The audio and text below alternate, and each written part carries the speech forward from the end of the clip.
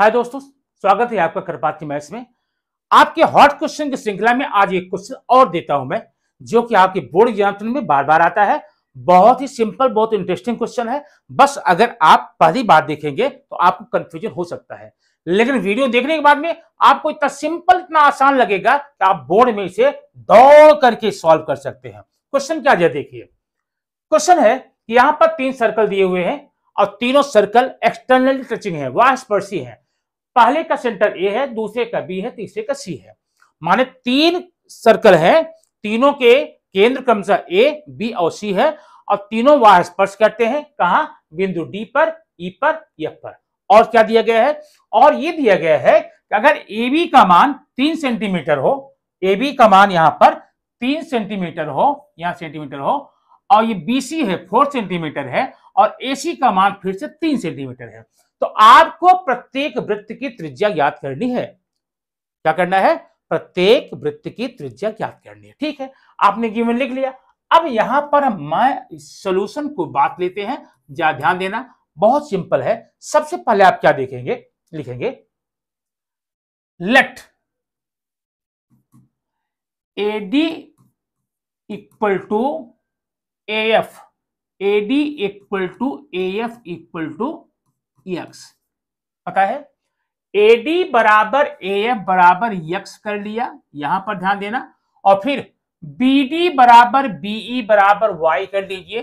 BD equal to, ये BD है, BD equal to BE है, बीई ये आपका वाई है। और यहां पर CE equal to CF, CE equal to CF, ये हो गया आपका जेड। आपने क्या कर लिया? यक्स यक्स कर लिया, ये वाई कर लिया, यहां पर ये वाई कर लिया, यहां पर जेड, ये जेड है और ये जेड है। और आपने ये किया क्यों ऐसा? यहां पर आप लिखेंगे एक साथ में ही radius of same circle equation number 1। Clear? इतनी बात आप सबसे पहले कर लेंगे। अब आइए देखते हैं यहां क्या है। यहां लिखेंगे A B equal to, A B कहां? A B, A B equal to X plus Y है ना। A B equal to, A B equal to X plus Y है। कहां है?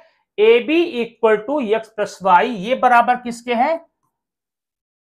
3 है। A B equal to 3।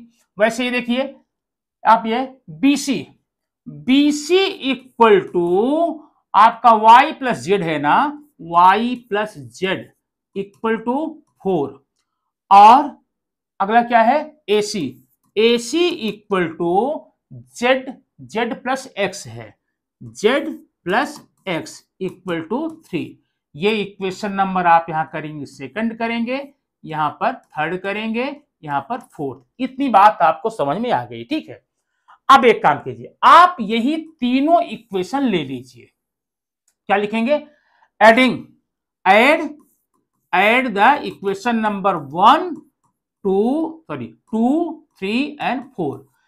2 3 और 4 के संगत पक्षों को जोड़ने पर क्या करेंगे? देखिए यहां x है, यहां x, ये हो गया 2x प्लस ये 2y प्लस यहां देखिए एक जेड, यहां एक जेड, यहां है 2z इक्वल टू हो गया आपका ये 10। 3 4 7 फिर 3। ओके, अब ये 2 से डिवाइड कर दीजिए, क्या हो जाएगा? x plus y plus Z equal to 5। ये इक्वेशन नंबर आपका हो गया 5। इतनी बात क्लियर आई? अब आगे बहुत आसान है, आसान है। थोड़ा सा मैं ऊपर का मिटाऊंगा, आप स्क्रीनशॉट ले लीजिए ताकि आपको कोई दिक्कत यहां पर ना हो। तब ऊपर मैं आपको लिखता हूं, क्यों नीचे जगह कम है। ठीक है, अब ऊपर में यहां मेरा, आप ध्यान देना, यहां पर आपने ये इक्वेशन ले लिया, कितना? ये और ये। ठीक है, यहां पर मैं यहां कर देता हूं, यहां पर। ठीक है, थोड़ी जगह कमी है, अगर आगे करूंगा दिखेगा नहीं ना, इसलिए मैं इसको आपको यहां मिटा देता हूं। ध्यान देना यहां पे।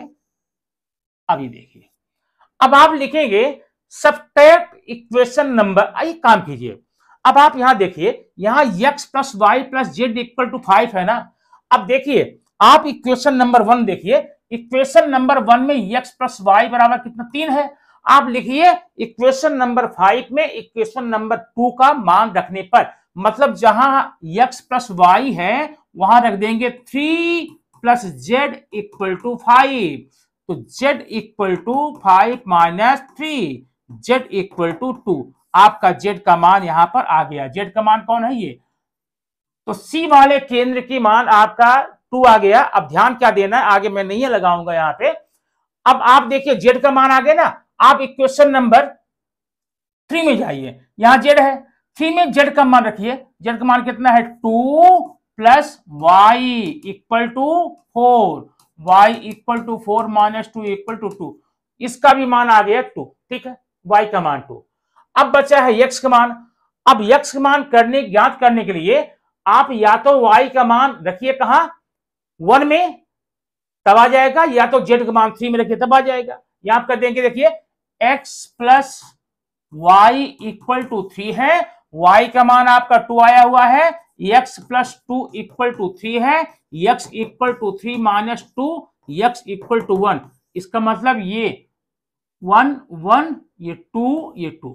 यहां पर B और C केंद्र वाले वृत्तों का त्रिज्या जो है 2 सेंटीमीटर है और A वाले का 1 है, ठीक है। ये हॉट क्वेश्चन है, एक बार अवश्य रिवाइज कीजिए ताकि आपके एग्जाम में आने पर आपको कोई प्रॉब्लम ना हो। ऐसे ही हॉट क्वेश्चन लेकर आते रहेंगे, इसलिए आप चैनल को अगर पहली बार देख रहे हैं तो सब्सक्राइब जरूर कर लें ताकि ऐसे क्वेश्चन आपको निरंतर मिलते रहे। Thank you very much.